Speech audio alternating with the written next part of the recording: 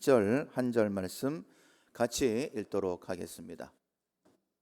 요한복음 14장 27절입니다. 평안을 너희에게 끼치노니 곧 나의 평안을 너희에게 주노라. 내가 너희에게 주는 것은 세상이 주는 것과 같이 아니하니라. 너희는 마음에 근심하지도 말고 두려워하지도 말라. 아멘. 안정, 어떤 상황에도 흔들리지 않는 편안함이라는 제목으로 함께 안정의 말씀 함께 나누도록 하겠습니다. 예수님께서 십자가와 부활로 주신 가장 좋은 선물이 바로 평강이다, 이렇게 말씀드릴 수 있습니다. 부활하신 후에 가장 먼저 하신 말씀이 너희에게 평강이 있을지어다 라는 말씀이죠.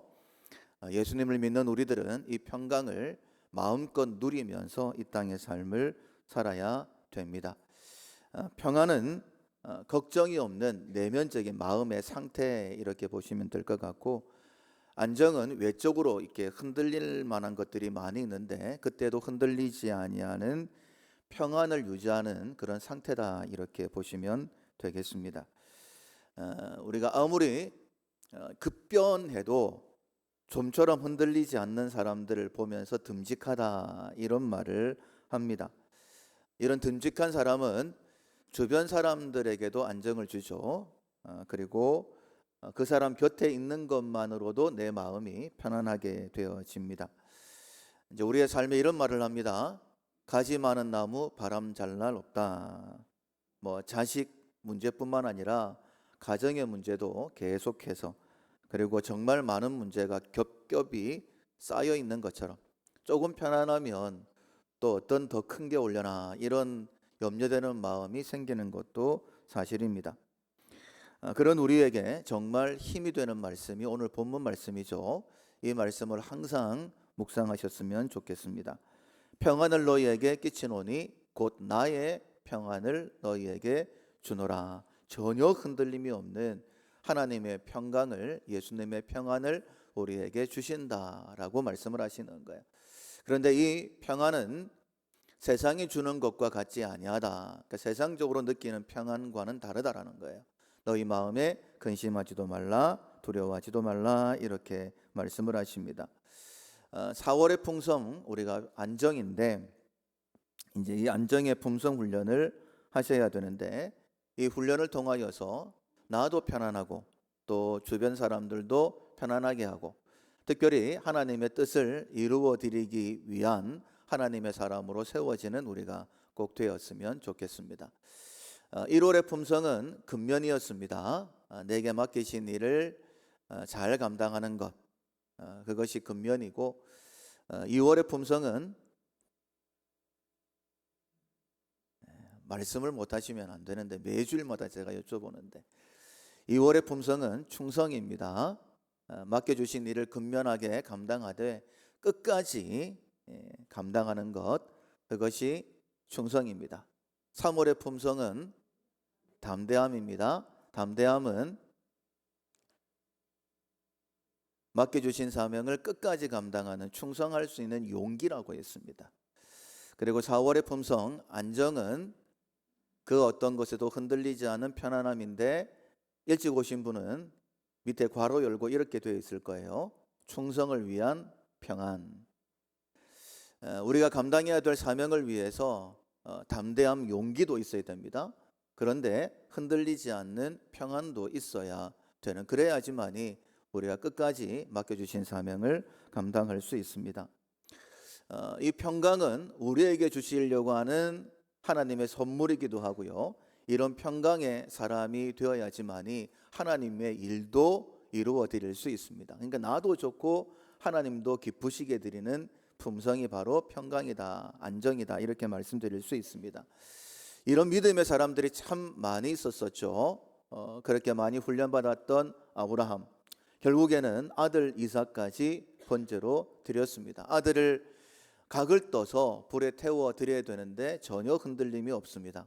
왜냐하면 하나님을 믿는 믿음 안에 있었거든요. 하나님은 말씀하시는 것은 반드시 이루시는구나 라는 그런 믿음 위에 서 있었기 때문에 아들까지도 번제로 드릴 수 있었던 것이죠. 모세 역시 마찬가지입니다. 이스라엘 백성들 출애굽시키고 앞에는 홍해, 뒤에는 애굽 군대, 어떻게 할 수 없는 그런 상황이죠. 그런데 그가 손을 내밀어 바다를 가리킬 때에 바다가 갈라집니다. 마른 땅처럼 건너잖아요. 그리고는 담대하게 이스라엘 백성들을, 아무것도 없는 광야, 남자 장정만 60만 명입니다. 뭘 먹이고 뭘 마시게 하겠습니까? 그런데 담대하게 그들을 이끌어 나아갑니다. 하나님은 이런 사람을 원하시는 것이죠. 다윗 역시 마찬가지입니다. 목동 시절부터 하나님을 경험을 했습니다. 곰이나 사자가 양을 움켜가면 쫓아가서, 그런 용기가 어디서 생겨났는지를 모르겠어요. 하나님이 함께 하신다라는 그런 담대함 때문이겠죠. 하나님이 나를 보호하신다라는 평강 때문이었을 것입니다. 그런데 그런 경험이 나중에 블레셋 골리앗이 쳐들어왔을 때에 그의 믿음이 확 이렇게 드러나지 않습니까? 어려움 가운데에 하나님께서 그를 드러내시는 것을 봅니다. 그리고 사무엘하 8장 6절과 14절에 보면 다윗의 삶을 이렇게 고백을 하죠. 다윗이 어디를 가든지 여호와께서 이기게 하시니라. 다윗이 어디를 가든지 여호와께서 이기게 하셨더라 라고 말씀하고 있습니다. 근면, 충성, 담대함, 안정, 이렇게 준비되어질 때에 하나님께서 다윗을 그렇게 사용하신 것이죠. 이런 사람이 한두 사람일까? 그렇지 않습니다. 히브리서 11장에 보면 하나님께서 자랑하고픈 믿음의 사람들이 쭉 열거가 되어 있습니다. 하나님이 그렇게 사랑하시는 이유가 뭘까요? 내가 너도 그렇게 세워나가기를 원한다, 이렇게 우리에게 도전하시는 것입니다. 우리가 이런 믿음의 소유자가 되어서 먼저는 우리도 평안하고 또 하나님의 기쁘신 뜻을 이루어드리는 그런 사람이 되었으면 좋겠습니다. 하나님께도 듬직하고 다른 사람에게도 듬직한 그런 사람이 되었으면 좋겠습니다. 참 좋은데 그냥 되는 것은 아닙니다. 반드시 훈련하셔야 됩니다.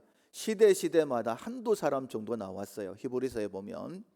그러니까 이 시대에 우리가 이렇게 함께 예배를 드리고 있지만은 정말 간절한 마음을 가지고 훈련하겠습니다. 하나님, 제가 그런 듬직한 사람이 되겠습니다. 제가 그런 하나님이 주시는 그 평강 맛보면서 하나님의 뜻을 이루어 드리는 사람이 되기를 원합니다. 하나님, 제가 제2의 아브라함, 제2의 모세, 제2의 다윗, 하나님 이런 믿음의 사람이 되기를 원합니다라는 마음을 가지고 훈련하는 사람, 적극적으로 훈련하는 사람, 하나님께서 그를 세워 나가시는 것이죠. 반드시 훈련하셔야 됩니다. 제가 물어보는데 품성도 기억 못하면서 어떻게 훈련하실 수가 있겠습니까? 꼭 말씀을 기억하시고 이번 한 주간 동안에 안정의 훈련 하셨으면 좋겠습니다. 안정된 품성을 위해 첫 번째 훈련해야 되는 것은 영생의 확신입니다. 나는 영원히 산다라는 거예요. 죽음이 나와는 상관없다라는 그 믿음을 가지는 훈련입니다. 영생은 육체의 죽음 이후에 하나님과 함께 영원히 사는 것을 이야기를 하죠. 단순히 죽지 않는다라는 것이 아니라 더 이상의 슬픔도 아픔도 없는 하나님이 아버지이신 그곳에서 영원한 기쁨을 누린다라는 것입니다. 그러니까 이 땅과는 완전히 다른 삶을 예수님께서 나에게 허락하셨다. 그 영생을 나는 소유했다. 나는 영원한 삶을 산다라는 확신이 있어야지만이 지금 조금 흔들린다 할지라도 괜찮다라는 마음을 갖는 거예요. 어떤 상황이 딱 발생을 하면 군에 있을 때에 화생방 경보가 울리면 제일 먼저 하는 게 가스, 뭐 기억나시는 분 있는지 기억나시겠죠? 이것부터 합니다. 왜냐하면 모든 사람들에게 먼저 알리는 거예요. 그리고는 방독면을 쓰고, 그리고 방독면이 잘 미착이 되었는지 확인을 하고, 그리고 옷을 막 이렇게 더 이상 가스가 내 몸에 들어오지 않도록 행동 요령이 쫙 있습니다. 그러는 것처럼 우리의 삶을 흔들어 놓을 만한 그런 상황이 발생을 했을 때에, 그때에 그러니까 무의식적으로 본능적으로 그냥 나는 영혼을 소유한 사람이지, 나는 이 땅이 전부가 아니라 영혼을 위해 하나님께서 나를 선택해 주셨지, 그 길을 가는 동안에도 하나님께서 모든 것을 합력하여 선을 이루어 주시지. 그러니까 이 훈련이 그냥 반사적으로 그냥 이렇게 되는 훈련을 하셔야 되는 거예요. 화생방 사이렌이 울리면 가스 뭐 이렇게 하는 것처럼 어떤 상황이 발생이 되어지면 나는 영생을 소유한 사람이다. 그러니까 영생에 대한 확신의 첫 번째 훈련이다, 이렇게 말씀드릴 수 있습니다. 자이로스코프라는 장치를 여러분들 아실 텐데, 그러니까 풍랑이나 난기류를 만났을 때에 배나 비행기가 흔들리지 않도록 딱 붙잡아주는 그런 장치입니다. 이렇게 막 돌아가면서 주변은 막 흔들리는데 안에는 고요한 거예요. 그리고 수평을 맞춰주는 것입니다. 영혼의 자이로스코프가 바로 영생에 대한 확신이다. 이걸 꼭 기억하십시오. 내가 편안하려고 하면 주변이 아무리 풍랑이 일고 난기류가 생기고 막 흔들릴 만한 그런 상황이라 할지라도 내가 영혼의 확신을 가지면 흔들리지 않는다. 금방 수평을 유지한다. 내가 안정된 삶을 살 수 있다. 이렇게 생각하셔야 됩니다. 이 영혼의 확신은 우리의 기대나 소망이 아닙니다. 하나님의 약속이에요. 그래서 확실합니다. 오늘 본문 1절에 보면 너희는 마음에 근심하지 말라. 하나님을 믿으니 또 나를 믿어라. 예수님께서 너 하나님 믿느냐? 그러면 나를 믿어야 된다. 이렇게 말씀하시면서 뭐라고 말씀하시냐면 내 아버지 집에 거할 곳이 많도다. 그렇지 않으면 너희에게 일렀으리라. 내가 너희를 위하여 거처를 예비하러 가노니. 아직 가신 상태 아닙니다. 이제 부활하시고 승천하셔서 하늘나라로 가셔서 지금 하시는 일이 무엇이냐면 우리의 거처를 예비해 놓으신다. 한참 지금 공사하신다. 이게 표현이 맞을는지는 모르겠지만은 우리의 거처를 지금 예비하고 계시는 거예요. 가서 너희를 위하여 거처를 예비하면 내가 다시 와서 너희를 내게로 영접하여 나 있는 곳에 너희도 있게 하리라 라고 약속하셨어요. 예수님은 말씀이십니다. 말씀하신 것은 반드시 이루시는 분이시죠. 빛이 있으라 라고 말씀하시니 그대로 되었고 보시기에 좋았다. 성경 말씀 가운데 이루어지지 않은 말씀 하나도 없습니다. 모든 말씀이 다 이루어졌습니다. 성경을 반박하려고 하는 사람들도 성경에서 거짓을 찾아내지를 못했습니다. 그런데 이제 마지막 남은 말씀이 우리를 데리러 오신다라는 그 말씀입니다.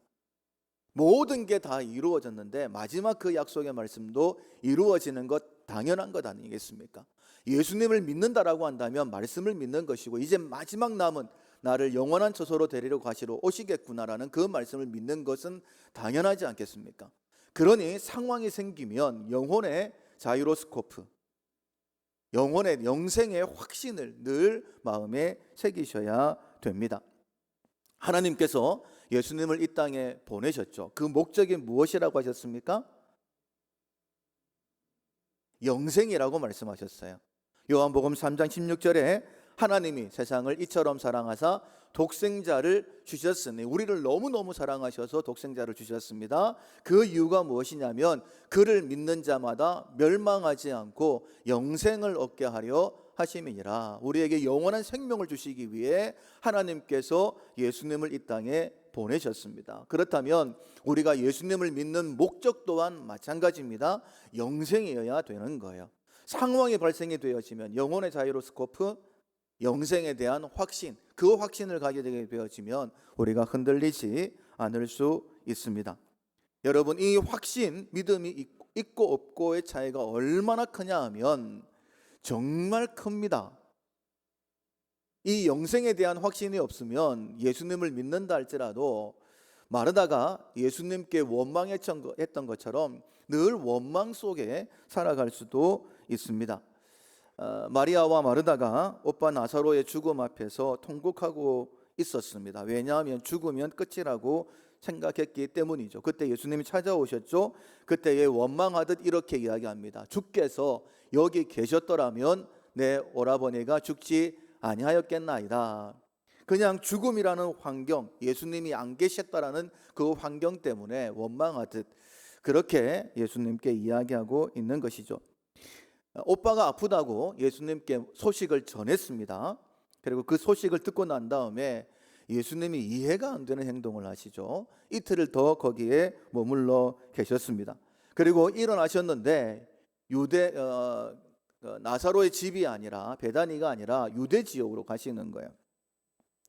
제자들이 이해가 안 돼서 이렇게 물어봅니다. 방금도 유대인들이 돌로 치려 하였는데 또 그리로 가시려 합니까? 이해가 안 되는 행동을 하시면 예수님께서 도대체 무슨 생각을 가지고 예수님께 주목하게 만드시는 것처럼 우리의 삶 가운데 좀 이해가 안 되는 그런 일들이 일어나면 하나님께서 나에게 어떤 일을 행하시려고 하나님께 주목하게 하시네, 이런 생각을 하시면 됩니다. 그리고 이렇게 말씀을 하십니다. 나사로가 이제 죽었다라고 밝히 말씀을 하시고 그제서야 이제 나사로의 집으로 가시는데 마르아와 마르다도 예수님의 행동이 이해가 되지 않았어요. 그러니 원망하듯이 그렇게 이야기했던 것이죠. 그런데 그때에 모든 것은 다 끝났다, 죽으면 끝났다라고 생각하는 게 당연한 우리의 마음입니다. 그런데 그때에 예수님께서 이렇게 말씀을 하시죠. 예수께서 이르시되 나는 부활이요 생명이니 나를 믿는 자는 죽어도 살겠고 무릇 살아서 나를 믿는 자는 영원히 죽지 아니하리니 이것을 네가 믿느냐라고 물어보십니다. 자, 예수님을 믿습니다라고 그렇게 예수님을 따랐던 자들입니다. 그런데 다시 한 번 더 믿음을 확인하는 거예요. 너 부활을 믿느냐? 이렇게 물어보십니다. 사랑하는 성도 여러분, 하나님은 우리를 영원한 생명으로 인도하시기 위하여 예수님을 이 땅에 보내신 분이십니다. 우리가 예수님을 믿는다라고 할 때는 영생을 바라보면서 걷는 것, 그것이 예수님을 믿는다라는 표현입니다. 여러분, 이런 확신을 가지기 위해서 영생에 대한 확신을 가지는 것이 흔들리지 않는 방법입니다. 자, 그렇다면 예수님을 믿는 믿음이 바로 영생에 대한 확신인데 어떻게 해야지만이 이런 확신을 가질 수 있을까? 마리아, 마르다 그렇게 예수님을 따랐던 사람인데 특별히 마리아는 얼마나 말씀 듣는 것을 좋아했던 사람입니까? 그런데 나사로의 죽음 앞에서 무너질 수밖에 없었는데 그런 상황 가운데도 무너지지 않을 수 있는 방법이 무엇일까 궁금하시죠? 그 방법이 분명히 하나님의 말씀 가운데 기록되어져 있습니다. 여러분 꼭 마음에 기억하십시오. 요한복음 17장 3절 같이 한번 읽어보겠습니다.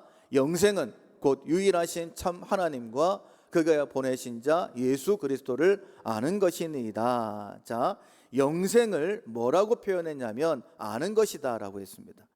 그냥 지식적으로 아는 것이 아니라 경험적으로 알아야 되는 거예요. 그런데 뭘 알아야 되느냐? 하나님을 알아야 되고 예수님을 알아야 됩니다.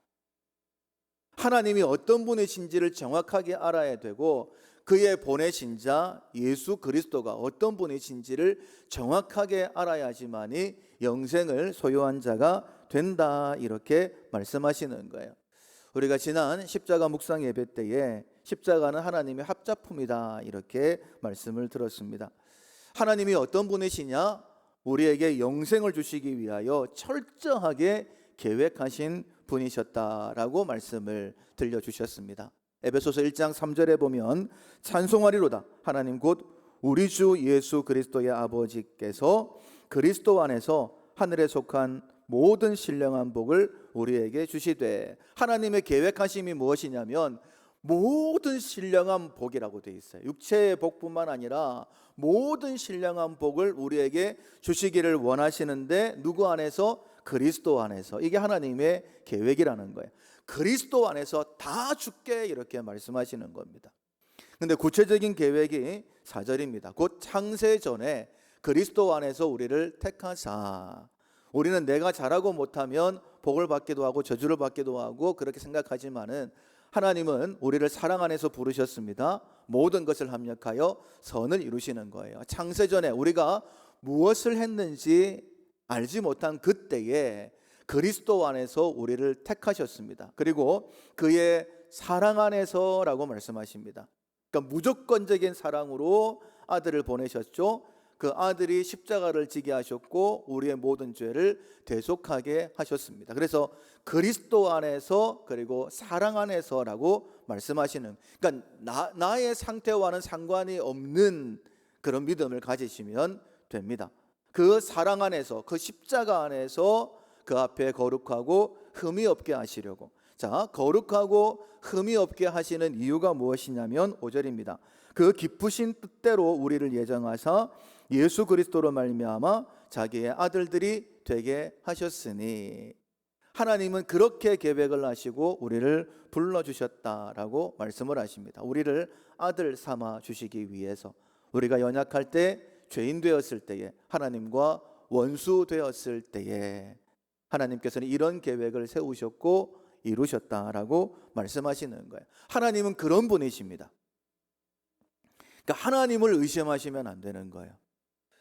나는 하나님의 손을 놓을 때도 있습니다. 그러나 하나님은 결코 우리의 손을 놓지 아니하시는 거예요.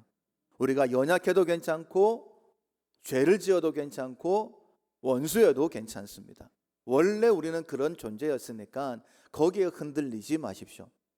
성경 말씀을 통하여 하나님이 우리를 얼마나 사랑하셨는가 하는 것을 여러분 아는 것, 그것이 바로 영생의 첫 번째 단계입니다. 여러분, 하나님을 바로 아셔야 됩니다. 그리고 그의 보내신 자 예수 그리스도를 알아야 된다라고 말씀하셨죠. 그 예수님은 어떤 일을 하셨느냐? 하나님의 모든 계획을 철저하게 이루어 내셨죠. 그 일을 이루어 내시기 위하여 복종하셨다라고 말씀하십니다. 그는 근본 하나님의 본체시나 하나님과 동등됨을 취할 것으로 여기지 아니하시고 오히려 자기를 비워 종의 형체를 가지사 사람들과 같이 되셨고 사람의 모양으로 나타나사 자기를 낮추시고 죽기까지 뭐 하셨으니? 복종하셨으니. 예수님도 힘드셨다라는 거예요. 왜냐하면 연약한 육체를 입고 계셨기 때문에. 그래서 십자가 위에서 십자가를 앞두고 하나님 앞에 기도하십니다. 하나님, 할만하시거든 이 잔을 내게서 옮기시옵소서. 그러나 내 원대로 마시고 아버지의 뜻대로 되기를 원하나이다. 그렇게 기도하셨고 그 기도가 하나님의 마음에 맞는 기도였죠. 주의 사자 천사를 보내셔서 흐르는 땀방울이 핏방울이 되기까지 간절하게 기도하시고 담대함으로 가자 십자가를 향해 나아가셨던 것입니다. 예수님은 죽기까지 복종하셨어요. 결코 따르기 힘든 일이었지만은 자신의 모든 것을 다 내려놓으시고 십자가에 죽으시기까지 복종하셨습니다.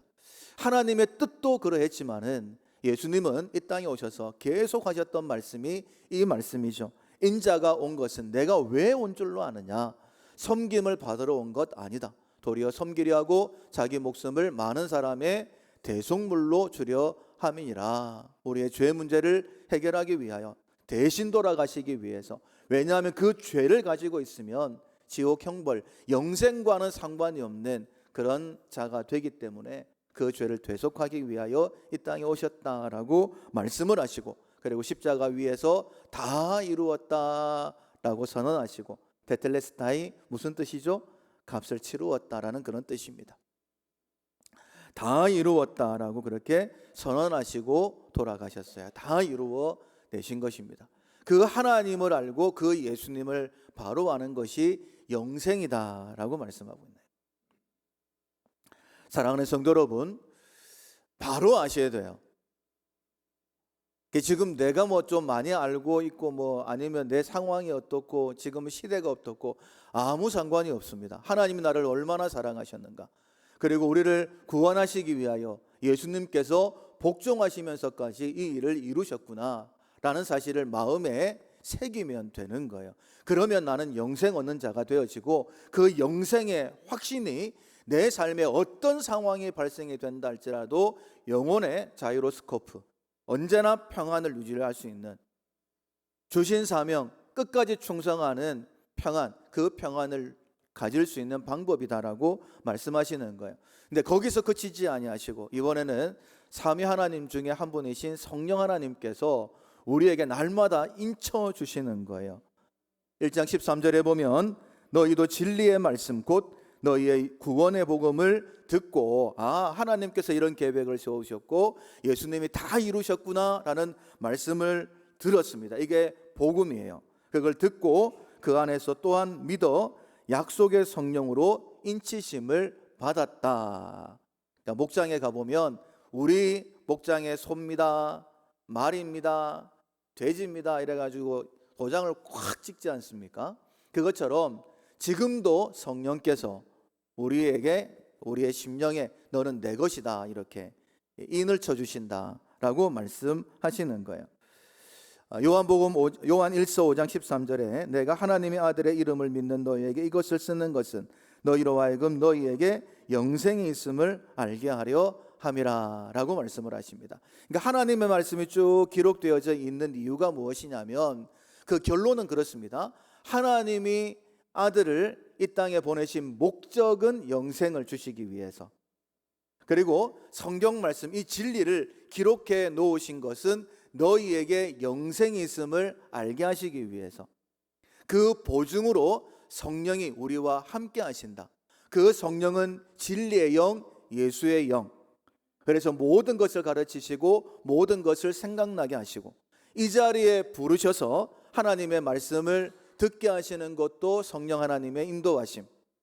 이 자리에서 말씀을 들으면서 깨닫게 하셔서 영원히 흔들리지 아니하고 안정된 가운데에 주신 사명을 감당할 수 있는 방법, 그것은 바로 내가 영생을 가진 자임을 확신하는 것이구나라고 깨닫게 해주시는 분도 성령 하나님이시다라고 말씀하고 있는 거예요. 삼위 하나님께서 알게 하시는 것은 우리가 영생을 가졌다라는 겁니다. 그 영생을 가진다라고 확실하게 믿는 것, 그것이 첫 번째 안정을 위한 훈련이다. 상황이 발생이 되어지면 나는 영생을 소유한 사람이다. 또 상황이 발생이 되어지면 나는 영생을 가진 사람이다. 여러분 그 믿음을 꼭 가지셔야 됩니다. 그리고 안정을 위한 두 번째 훈련은 보호하심을 의지하는 훈련입니다. 하나님께서 나를 보호하신다라는 것이죠. 내가 사망의 음침한 골짜기로 지날지라도 해를 두려워하지 않는 이유는 주의 지팡이와 막대기가 나를 안위하시기 때문입니다. 이렇게 다윗은 고백을 했습니다. 두려워할 만한 그런 상황입니다. 사망의 음침한 골짜기입니다. 그러나 두려워하지 않습니다. 왜냐하면 하나님의 보호하심을 믿고 있기 때문이죠. 그래서 하나님의 보호하심을 계속적으로 의지하는 훈련을 하셔야 됩니다. 내 영혼의 자이로스코프, 영생에 대한 확신이라고 했습니다. 그리고 그 확신을 가지고 난 다음에 그러니까 이제 하나님이 이런 분이시지, 예수님이 이걸 위해서 십자가를 지셨지, 지금도 성령 하나님께서 나와 함께 하시지, 결코 나를 버려두시지 않는다, 나와 함께 하시면서 나를 보호하신다. 이게 바로 연결이 되셔야 되는 거예요. 오늘 보면 16절에 보면 이렇게 말씀하십니다. 내가 아버지께 구하겠으니 그가 또 다른 보혜사를 너희에게 주사. 자, 보혜사는 어떤 뜻이라고 했습니까? 옆에서 곁에서 돕는 자라는 겁니다. 예수님이 원래 보혜사예요. 임마누엘, 우리와 함께 하시는 하나님, 우리와 함께 하시면서 우리의 모든 문제를 다 해결해 주셨죠. 다 이루었다라고 선언하셨습니다. 그런데 떠나가시면서 내가 너희에게 아버지께 구하겠다, 그리고는 또 다른 보혜사를 너희에게 주사, 뭐라고 말씀하십니까? 영원토록 너희와 함께 있게 하겠다라고 말씀을 하십니다. 또 다른 보혜사는 누구실까요? 성령 하나님이십니다. 지금 우리와 함께 하시는 분이 성령 하나님이시다. 그 하나님은 우리를 떠나지 아니하시고 항상 함께 하신다라고 말씀을 하십니다. 항상 함께 하시면서 뭘 하시느냐? 우리를 보호하신다라는 거예요. 그러니까 언제나 우리들도 다윗처럼 내가 사망의 음침한 골짜기로 다닐지라도 지금 사망의 골짜기일 때에 즉각적으로 생각하셔야 되는 것, 주의 지팡이와 막대기가 나를 보호하신다. 하나님이 어떤 분이신데, 나를 위하여 생명까지 내어주신 분이신데 나에게 유익하지 않은 것 허락하시지 아니하시지, 푸른 초장 잔잔한 물가 거기로 인도하시기 위하여 이 사망의 음침한 골짜기로 나를 인도하시는 것이지, 인도하실 때도 나를 보호하시는 거야. 이런 믿음이 있어야지만이 안정, 흔들리지 않을 수 있는 거예요. 내게 어떤 사명이 주어졌다 할지라도 근면 충성할 수 있게 되어집니다. 다윗은 이렇게 고백을 합니다. 시편 121편 말씀에 여호와께서 너를 실족하지 아니하게 하시며 너를 지키시니가 졸지 아니하시리로다. 여호와께서 너희 출입을 지금부터 영원까지 지키시리로다. 이렇게 고백을 합니다. 졸지 아니하시고 주무시지도 아니하시고 나를 지켜주시고 계십니다. 나는 졸 때가 있습니다. 나는 잘 때가 있습니다. 그런데 하나님은 졸지도 아니하십니다. 할렐루야. 여러분, 이게 훈련이 되셔야 되는 거예요.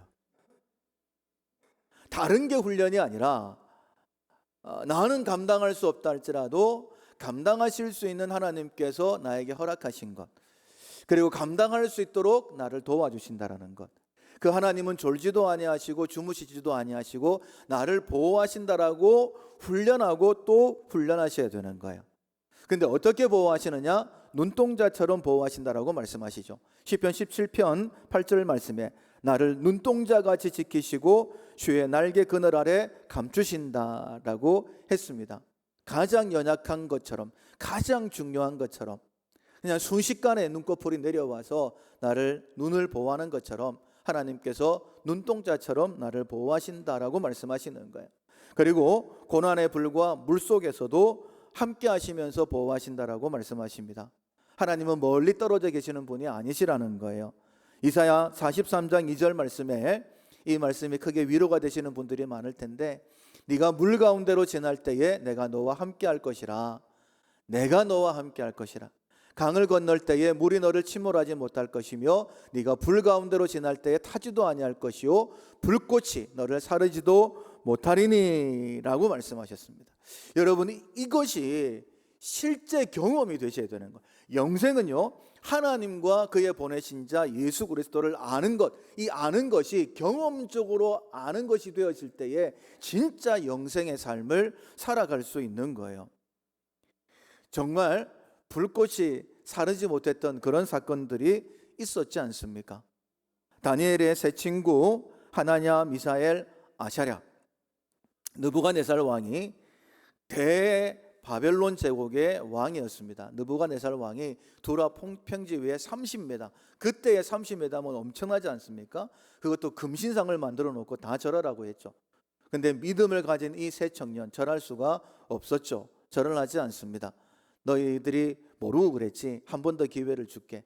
그랬더니 이 세 친구가 우리가 왕에게 할 말이 없습니다 라고 하면서 이렇게 이야기합니다.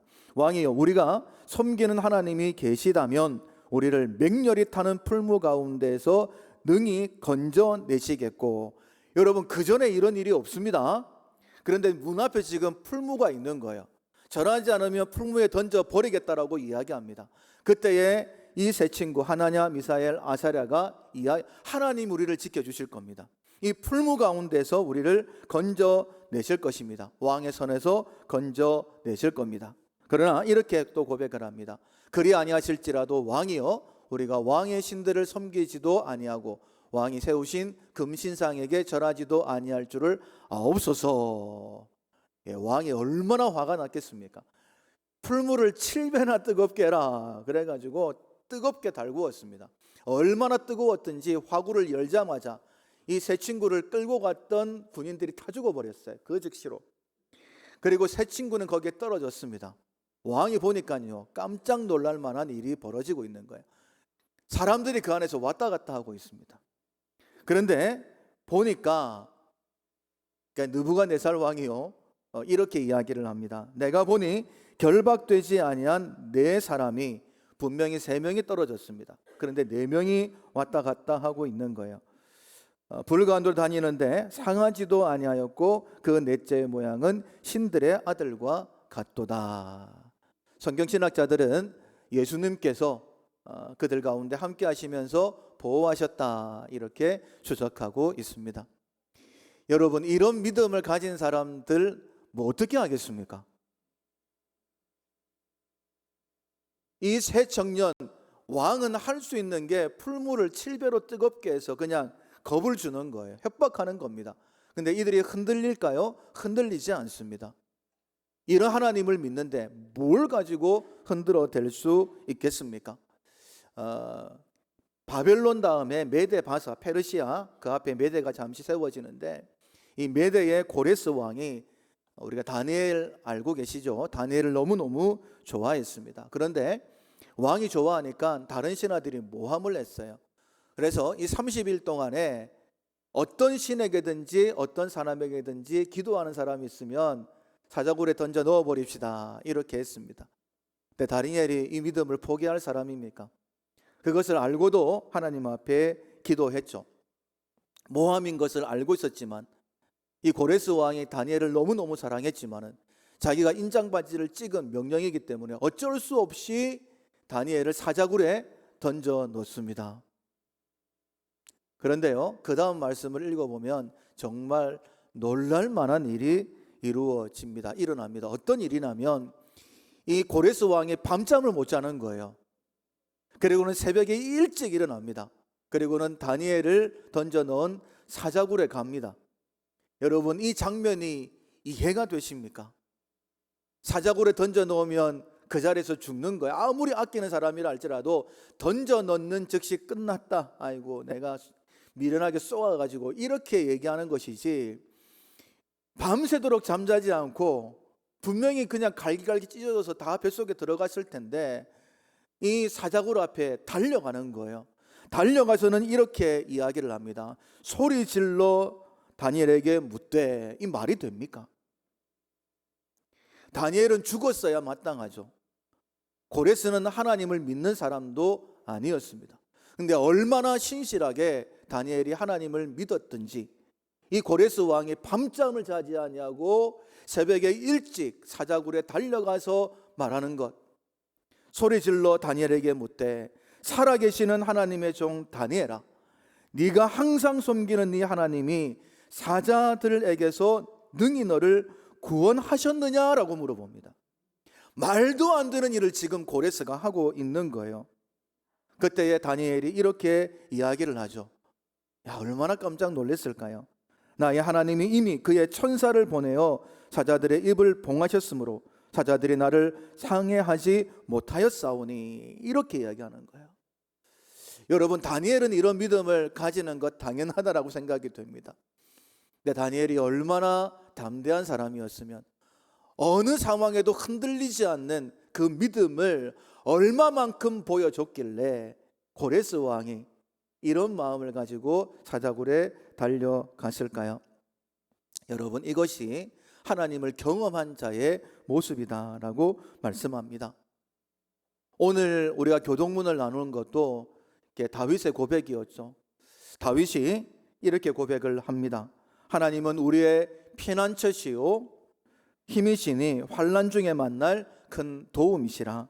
그러므로 땅이 변하든지 산이 흔들려 바다 가운데 빠지든지 바닷물이 솟아나고 뛰놀든지 그것이 넘침으로 산이 흔들릴지라도 우리는 두려워하지 아니하리로다. 우리가 함께 나누었던 17편 말씀뿐만 아니라 46편의 말씀 또한 동일한 말씀이죠. 다윗이 가장 힘들었던 때가 시편 3편의 때입니다. 그때는 아들 압살롬이 반역을 했을 때입니다. 최악의 상황이었어요. 그의 인생 거의 마지막 때에 있었던 일이죠. 이렇게 고백하고 있습니다. 시편 3편 1절에 보면 여호와여, 나의 대적이 어찌 그리 많은지요. 일어나 나를 치는 자가 많으니이다. 아들도 반역을 했고 가장 친한 친구였던 모사였던 아히도벨도 반역을 했습니다. 도대체 누가 우리 편인지를 모르겠어요. 누가 적인지 모르는 그런 상황입니다. 두려워할 수밖에 없는 그런 상황이죠.